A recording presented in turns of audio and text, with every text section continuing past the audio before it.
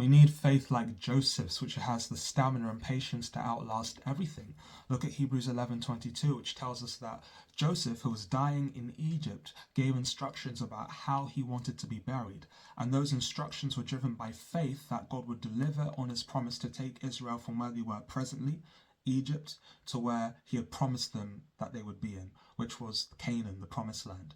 And so he necessarily believed in the Exodus, which was however God was going to get them from Egypt to the promised land, to Canaan. And we can see this in Genesis 50:24-26, the very end of the book of Genesis. So Joseph is dying in Egypt, and he has two options. He can either be buried in the ground in Egypt, which means that his bones would stay there forever, or he could be buried in a coffin. And if he's buried in a coffin, which of course is movable and transportable, it means that his bones wouldn't stay in Egypt forever, but could be carried with his family, his nation, Israel, to wherever they ended up going.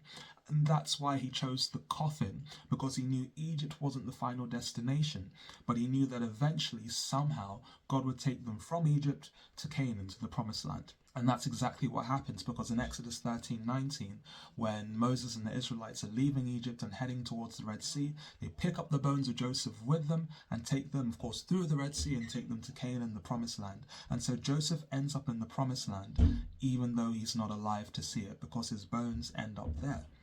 And so I think that's something we can learn from when we've received a promise from God but don't know exactly how or when he's going to do it. We must act a certain way, make certain decisions, live a life which shows God and shows ourselves complete faith in his faithfulness and complete trust in him that he will deliver on the promise he's given to us. So,